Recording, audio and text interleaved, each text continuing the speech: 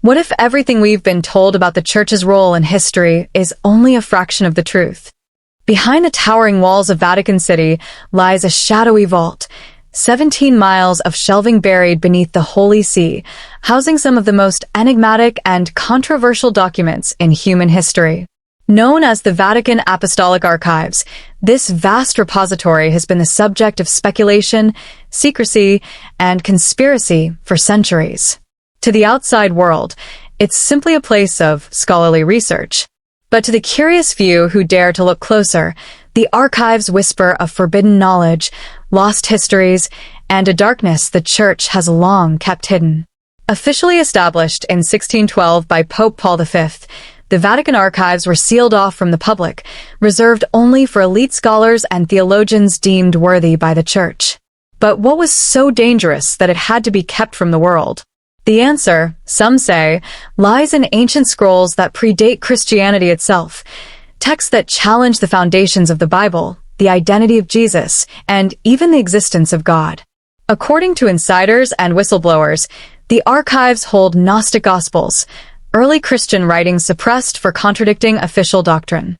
One such document is the Gospel of Mary Magdalene, which portrays Mary not just as a follower of Christ, but as his closest confidant, and possibly his wife.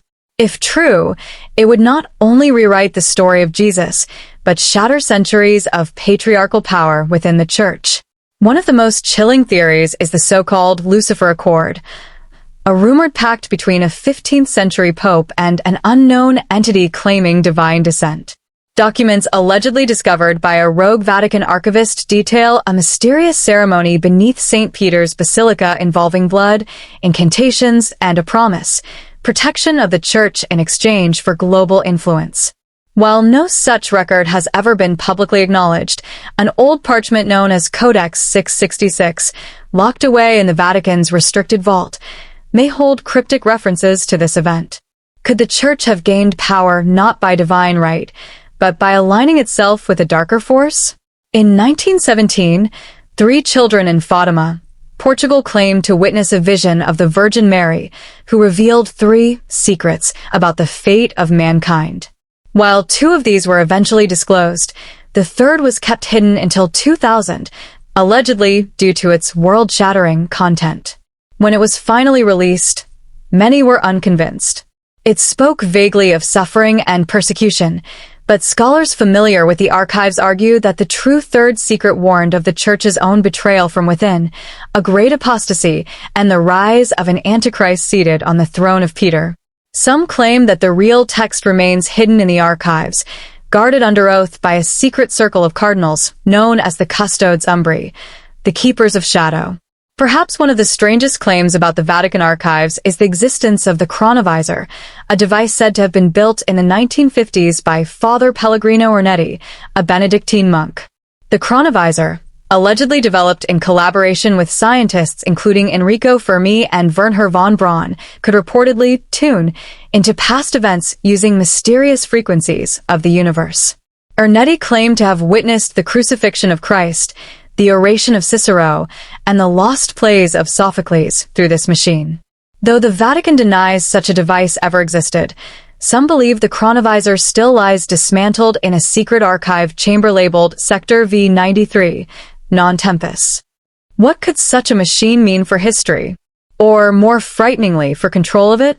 Among the darkest chapters allegedly buried within the archives are documents linking high-ranking members of the Vatican to Nazi Germany. During World War II, the Vatican remained officially neutral, but behind the scenes, it's believed they provided ratlins, secret escape routes, for fleeing Nazi officers. These paths led through monasteries and churches, aided by forged baptismal certificates and redacted war records. A chilling dossier, known only as the Black Ledger, is said to contain names of hundreds of Nazi war criminals who were funneled to South America with Vatican assistance. If true, this would suggest a much deeper complicity in post-war atrocities and a deliberate effort to preserve certain ideologies, hidden under the guise of faith. The archives also contain rare records of exorcisms, some dating back to the early centuries of the Church. One such document, called the Manual of the Damned, Details encounters with inhuman entities, demonic possessions, and rituals so dangerous that they were banned even by the Church. In the margins of one 13th century manuscript, a scribe scrawled in Latin, Non scribum iterum. Non scribum demonium iterum. I will not write it again. I will not write the demon again. Some believe that these records were never meant to be read, that their mere transcription acts as a form of summoning. Perhaps the strangest and most controversial theory is one few dare to whisper, that one pope never died. According to this legend, Pope John XXII, who served from 1958 to 1963, was granted forbidden knowledge after a visitation by beings of light, interpreted by some as angels, by others as extraterrestrials. He supposedly recorded his revelations and then vanished before death, replaced by a body double.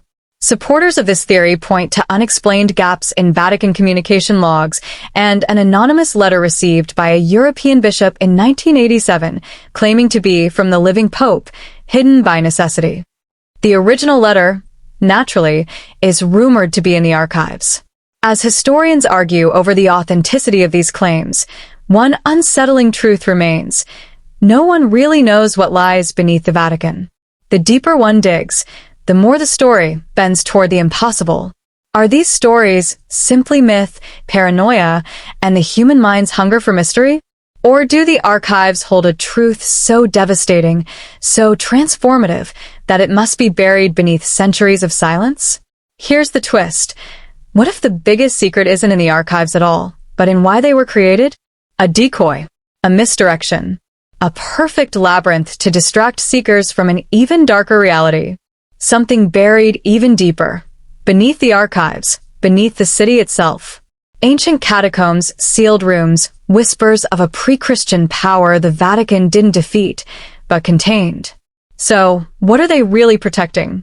And why does it feel like something is waiting to be found?